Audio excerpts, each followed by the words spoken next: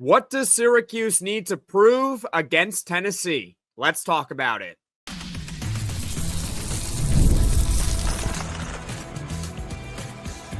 You are Locked On Syracuse, your daily podcast on the Syracuse Orange. Part of the Locked On Podcast Network, your team every day. Hello, everyone, and welcome into Locked On Syracuse. I'm Jackson Holzer, and thank you for making us your first listen of every single day here on the Locked On Podcast Network, your team every day. We are always free and available wherever you get your podcasts. And on today's show, Syracuse upsets Tennessee if we'll discuss later on in the show. Plus, what is success for Syracuse in 2025? But first, what does Syracuse need to prove against Tennessee in week one? All that and more here on today's edition of Locked On Syracuse. And we are joined by Neil Adler from Inside the Loud House to break it all down. And before we get to everything, today's episode is brought to you by FanDuel. Football season is around the corner. Visit the FanDuel app today and start planning your futures bets now. Neil, thank you so much for taking the time to hop on the podcast today. So let's just start with it, right? What does Syracuse need to prove in week one against Tennessee? Well, Jackson, thanks for having me on. As always, appreciate you, brother. What do they need to prove? Well, Fran Brown would say he doesn't need to prove anything to anyone. I'll start with that. I think the main thing is, first of all, Fran Brown and this team believe they can win this game, and they will win this game. So they're not looking to just like play close, play an SEC team close, and get that moral victory, so to speak. They think they should win this game, even though they're a sizable underdog. What do they need to prove? For me, if I had to pick a winner, I'd probably just lean Tennessee, just based on the fact that it is a 14-point spread. They played in the playoff last year. They're in the SEC, et cetera, et cetera. But for Syracuse, I think it's just proving, or I don't even say proving, but just showing that they belong. They're in the ACC. The ACC obviously is a notch below, or a couple notches below the SEC and the Big Ten. The ACC is kind of, hovering in the 3-4 spot with the Big 12. And, ACC teams are going to want to, it's kind of like in basketball too. They're going to want to prove or show that they can win these non-conference games against, top teams from other conferences. Doesn't Clemson play LSU in week one? So they're going to want to prove that, and Clemson obviously is highly ranked higher than the other Tigers. But for Syracuse, I think it's just get in there, go to Atlanta, the Mercedes-Benz Stadium. There's going to be a lot of Syracuse fans there. I assume there'll be more Tennessee fans given their proximity to Knoxville versus Central New York, but just go play well and see what happens. I think Syracuse can win this game, and I know we're going to talk more about it. Tennessee has a new quarterback like Syracuse does. They lost a lot of pieces from last year, so did Syracuse. Tennessee will have a good defense again, but 14-point spread, I'm not a huge betting guy, but I'll take Syracuse in that one. But to get back to your original question, and I'll just end it with this, I think Syracuse just wants to kind of piggyback off last year. They finished 10-3, won a bowl game. They're number 20 in the final AP poll, and they've got a brutal schedule. Most people think they won't get to a bowl game or will go 6-6 and sneak into a bowl game, and they want to show right off the bat that they belong and that they're a legit team again this year. I think you hit the nail on the head when you said prove that they belong, because that's exactly what it is. Hey, Syracuse, this is your chance. Week one against Tennessee down in Atlanta, Georgia, noon kickoff. Prove that you are not only a good ACC team, but you are a good team across the nation. This is a Tennessee team that, look, they're good. Sure. And they're talented. But kind of like Syracuse, they also have a lot of new personnel on that team that they're going to be breaking in. So that whole excuse of, new personnel, new everything. We'll talk about the matchups here in just a moment. Yeah. Tennessee's three leading wide receivers, all gone from a year ago. They're gone. They're not there anymore. Tennessee's quarterback from last year, gone. They're all SEC running back, gone. So Syracuse, this is a chance to prove that they belong with some of the better programs in the nation, in my opinion, week one against Tennessee. And look, they won't have all the eyeballs on them because, I mean, there's another game going on at noon Eastern. I think it's that Texas Ohio State game. Yeah, Texas, Ohio State. Whatever. That's just one versus three. That doesn't mean anything. That's Whatever. like Arch Manning versus Julian Saying. Yeah, I mean, like that's like, no. I mean, we're all here for Steve Angeli versus Joey Aguilar here. But point being is you're still going to have a lot of eyeballs on that game. Prove that Syracuse is a national football brand. That's right. Most people know Syracuse as a basketball school. That's understandable because for the most part over the last 20, 30, 40 years, they have been better at basketball than football. But lately, it's starting to shift a little bit. And Syracuse's chance to kind of prove that they can be a football program. So, Neil, that leads me to this. We just talked about how Tennessee, they have some new personnel, especially on offense here. Their defense is still elite. But how do you think Syracuse matches up against Tennessee? What's something interesting about it? They're both orange-colored schools, except Syracuse is the real orange. So I get tired of all the stuff on social media where like Tennessee fan sites or whatever have like the little orange and white. No, we're Syracuse orange. I think the most intriguing thing matchup to me, just like kind of pie in the sky matchup, is how Syracuse's offense and specifically how Syracuse's made over offensive line is going to protect Steve Angeli versus, like you said, Jackson, a Tennessee defense that sure has new pieces. Every program has new pieces everywhere, but a Tennessee defense that if I'm understanding it correctly, is still going to be elite this year, even though they've, lost pieces on both sides of the field. But how is that offensive line going to hold up against Tennessee's defense?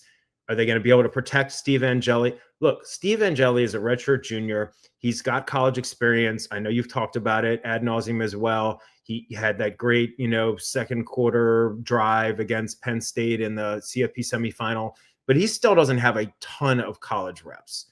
Is there going to be jitters on both sides from some of these players like a Steve Angeli or like Joey Aguilar? Sure, there could be. It's a noon game on ABC. There'll be a lot of eyeballs, neutral site.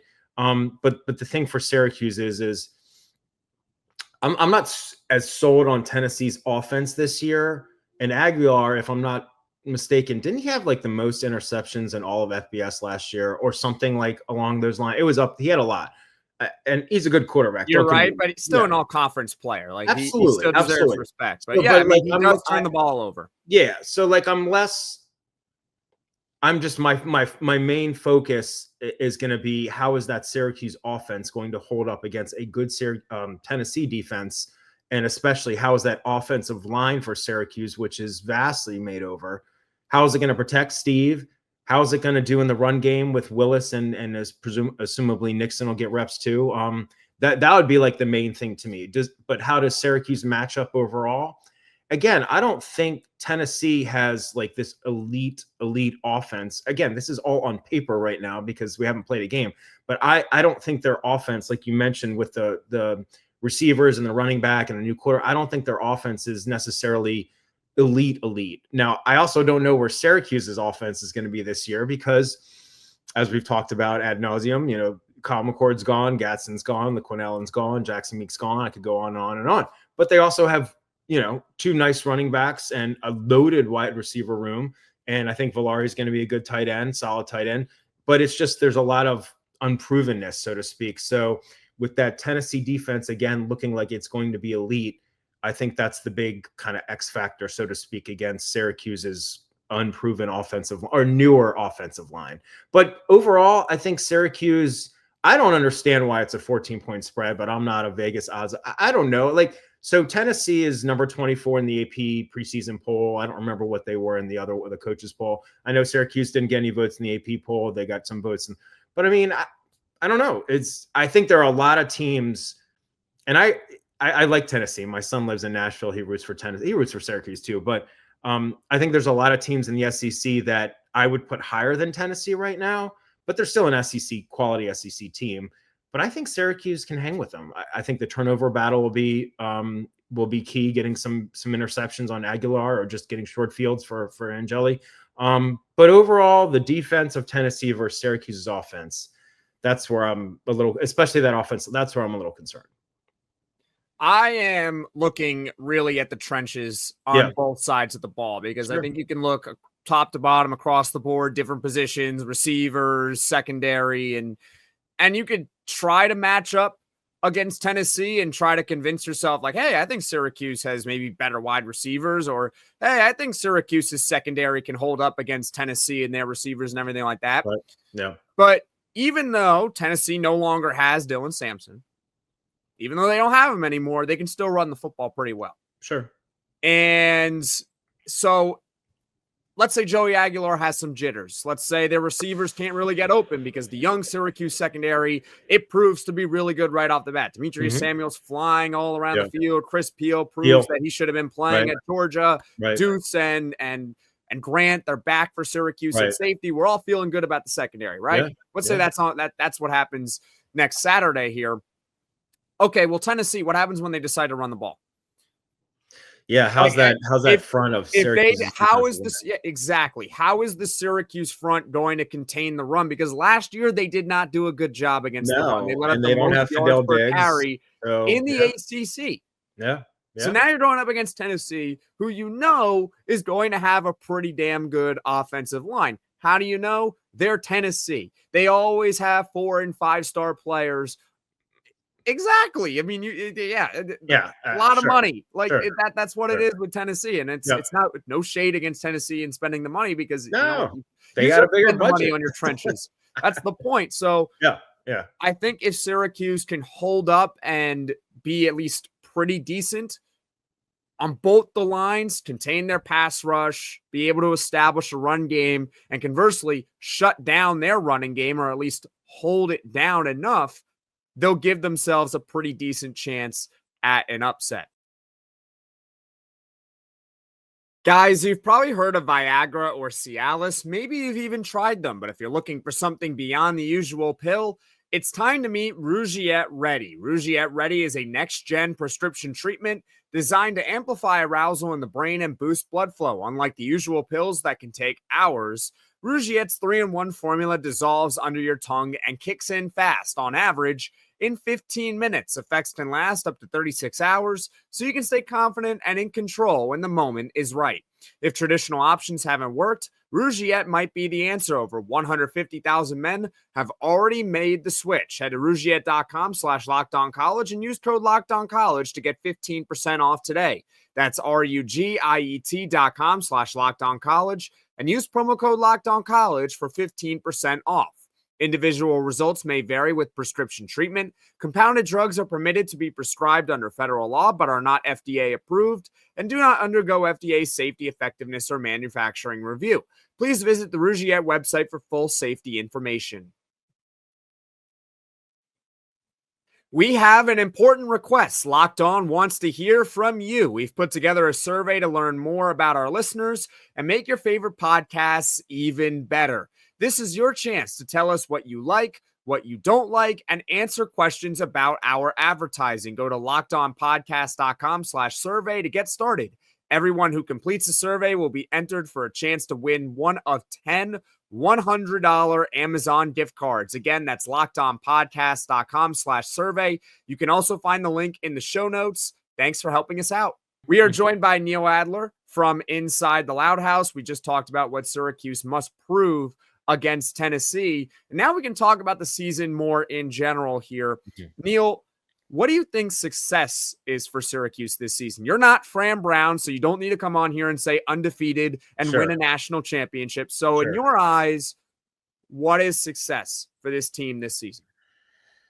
Yeah, it's an interesting question, Jackson. And I actually had an article on Loud House in recent days projecting the win-loss total.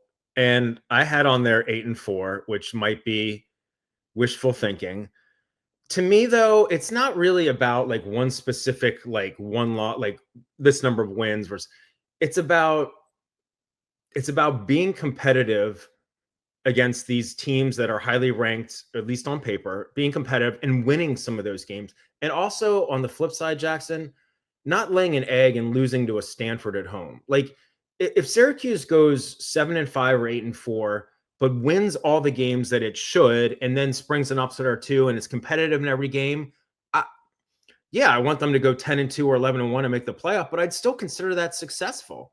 If their defense is better and their offense is humming along again and the kicking game is improved, and frankly, just some games, especially on the road, the other team is just a better team, especially on their own turf, so be it. But it's just, their 3 losses last year, the Stanford, that was horrendous.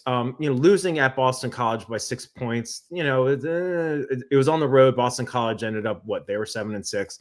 The Pitt loss at the time didn't look terrible. It was an awful loss in terms of the game itself, but it didn't look as bad. But then Pittsburgh had the slide at the end of the year. So again, if Syracuse can manage the schedule, play well, and get those wins that they should be, especially obviously at home, they're going to need to win all their games at home or virtually all their games at home, and then spring an upset or 2 on the road, or against Tennessee and Atlanta, or that Notre Dame game in South Bend when Angeli's going, then I'll consider it successful. And what does that look like in terms of a number? I mean, 9-3 is just the cat's meow. I mean, that's with that schedule. But again, and you talk about this all the time too. When we look at, they've got, 5 games against ranked teams, and all their games on the road in the ACC are against CFP teams from last year, or teams that are thought to be in the top 4. So like Clemson, SMU, and then Georgia Tech and Miami. And then they've got Notre Dame on the road, Tennessee, so you look at, but that's all on paper. 2 years ago, Florida State was undefeated in the regular season, picked to be number 1, and they finished 2-10 last year. So like some of these teams that are highly ranked, and Syracuse is playing on the road, and they're thought to be a top 4 team in the ACC, according to the preseason media poll, that might not pan out. So maybe Syracuse, I guess my point here is that we don't know, and we're just speculating. I just want to see them play well, beat some quality teams, not lay any eggs against teams they really should be beating. And if that looks like anywhere from 7-5 to 9-3, cool. I don't want, obviously, 5-7, 6-6. That stinks. We don't want that. But, the thing is, Jackson, and then I'll let you chime in, like a 7-5 and 8-4 season, but beating some quality teams and then losing competitively on the road to really highly ranked teams, even though that's a worse 1-loss record than last year, I don't necessarily look at that as like a huge step back, or even necessarily a step back at all. Look at the schedule last year versus this year. Look at what they're replacing, especially at quarterback and some other, key positions.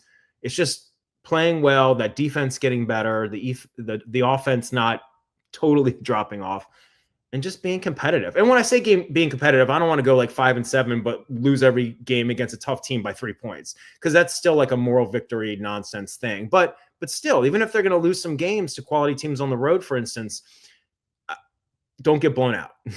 Make it competitive. If you lose on a last second field goal, that's life. But that's kind of where I am. Anywhere from like the 7-5 to 9-3, again with close games, I'd be fine with. What about you? I was going to say, I don't think you have to match last year's 9-3 regular season, 10-3 overall 100%. to consider it to be a success. First of all, 100%. If they go 9-3 this season, they're going to get strong consideration for the playoff. I'm not going to sit here and guarantee the playoff, because we know it's Syracuse and they might not get a lot of respect by the people who are selecting. But 9-3, they will get consideration. They'll be in the top 15. We'll be watching Selection Sunday thinking there's a chance. There's hope for Syracuse. I would definitely, yeah. And by the way, if they go 9-3 this season, Neil, it's entirely possible they're in the ACC title game. Because you can sit here and say, well, there are 2 of those 3 losses. They could have been non-conference. They could be non-conference. Right. So, I don't want to sit here and say this game against Tennessee doesn't matter, because it absolutely does matter. But it doesn't, But in terms of the ACC and trying to win the conference, it doesn't matter. Who cares what happens against Tennessee? Who cares what Clemson does to LSU, or win or loss? Right. At the end of the season, if Syracuse goes 7-1 in the ACC, but they're 9-3 overall, guess what? They're playing for the ACC title. If 100%. You win the ACC championship game, you're basically in the college football playoff. It's not 100% guaranteed because of the rules, top 5 champions, but you would assume the ACC champion would be in. But regardless, I don't think they have to match 9-3. I think, to your point, you got to be competitive in most, if not all, of these games. And at some point, you also have to win. Yeah, I agree. You just have to win. Yep. And I said this on Friday when I was giving my season prediction, which, by the way, my season prediction, in case you missed it, 7-5 for this season. And I just broke down like categories of like, they need to go this record against these set of games, and they need to do this against that. If you're a good team, you're going to find a way to beat good teams. Right. That's what they do. I don't hear the Georgia Bulldogs every year complaining about their schedule. You know why? Because they know they're the best. And to be the best, you have to beat the best. Exactly. They know they're best or among the best every single year. So they go and they look at the schedule and they say, oh, we got to play Texas. We got to play Alabama. We got to play Ohio State or something at some point, maybe non-conference. I don't know. Point being, if you're a good team, you beat good teams. So if Syracuse is a good team, they should be able to find a way to go on the road and beat a Miami, or go on the road and beat an SMU, or how about win week 1 against Tennessee in a neutral site? Yep. You're a good team, Syracuse. Find a way to go beat good teams. So to me, that's what success is for Syracuse in 2025. I bet Fran Brown actually likes this game. Now, maybe he would have preferred 1 or 2 of these ACC games against those 4 I mentioned earlier be at home versus on the road. But he's probably like, screw this, man. Let's go kick Tennessee's butt. Let's go to Notre Dame and beat the national runner-up from a year ago. You know what I'm saying? Like, I don't think he's scared of anyone. I mean, we'll see what that means in terms of wins and losses. But I agree with you. And as I'm sure you saw, in recent days, they had some updated guidance from the CFP selection committee about like they're looking at metric, strength of schedule, strength of record. In essence, they're saying if you lose to high quality teams, you're not going to get penalized, so to speak. But if you like lose to a Stanford at home, you'll get dinged for that. And so like that's good. I mean, I think that's good for Syracuse, assuming they win some of these games. I personally think that if they're 9-3 in the regular season, regardless of how that makeup looks between non-conference and ACC games, they will be. I'm not saying that I agree with you that it's no guarantee, especially because 9-3 teams in the SEC and the Big Ten are going to probably outweigh them, but they'll be in the mix. They will 100% be in the mix. I'll be curious, and I don't want to go off on a tangent. Do you think 8-4 teams in the SEC or Big Ten will get CFP consideration? Give me the brand. The big brands, the top brands, Texas and Alabama, Penn State, Ohio State, and Michigan. Yes. If you're talking about some of the lesser or medium brands, like an Ole Miss or a South Carolina, or like Georgia Tech. Nope. Nope. No. I don't want to sit here and say like I think even Tennessee, which is a big brand in the SEC, I think even Tennessee at 8-4 is not a college football playoff team. Agreed. I think it really comes down to heavy brand bias for 8-4. I really don't see a scenario where though any of them actually get in. Yeah. I mean, you never want to put anything past the committee, but 8-4. I mean, what are we doing here? If someone's going in at 8-4, well, yeah, I know, I agree. And then obviously, again, not to go off too far here, but the Big Ten with their 24 or 28 team, proposal for this. I mean, it just waters it down. I mean, again, I know in March Madness and in basketball, there's 68 teams, but it's a different sport. Like it's just like, so anyway, but I agree with you about Syracuse. They gotta win some of these tough games though. They gotta win. I'm not gonna be a good team. Yeah. It's as simple as that. They beat Miami last year. Beat Georgia Tech last year. Right. I mean, both are on the road, so it's harder, but whatever. Just go win on the road. I don't know. August 26th is officially FanDuel Futures Day, a brand new holiday for football fans who live for bold predictions and preseason hunches. For just 24 hours, FanDuel is giving you deals on NFL season predictions. So whether you're calling your MVP, eyeing a long shot division winner, or ready to crown your Super Bowl champion before week 1 even kicks off, this is your moment. And one thing that I'm already looking at already on FanDuel is Ashton Genty to win the Offensive Rookie of the Year, the rookie running back from the Las Vegas Raiders. Workhorse running back in college, seems to be that in the pros. And also Pete Carroll is the head coach of the Raiders. And keep in mind, Pete Carroll, how he was with Seattle and all the workhorse running backs they had there. Agree with me? Disagree with me? Well, you can put your money where your mouth is. Visit the FanDuel app today and start planning your futures bets now, because Futures Day is one day and one day only. FanDuel, play your game. We are joined by Neil Adler from inside the Loud House. We've talked about what Syracuse needs to prove in week 1 against Tennessee. We've discussed what success looks like for Syracuse in 2025, aside from going undefeated and winning the national championship game, because, of course, that is the ultimate team success in all of college football. But now let's get to prediction time here. All right. And instead of traditional predictions like, hey, Neil, what do you think is the score going to be between Syracuse and Tennessee week 1 on Saturday here? And a reminder for those that are watching and listening, thank you. Syracuse next Saturday down in Atlanta, Georgia, neutral site game. They are playing the Tennessee Volunteers at noon Eastern. All right. With that being said, we'll do a fill in the blank. Syracuse beats Tennessee if Steve Angeli doesn't throw any picks and is sacked fewer than 2 times.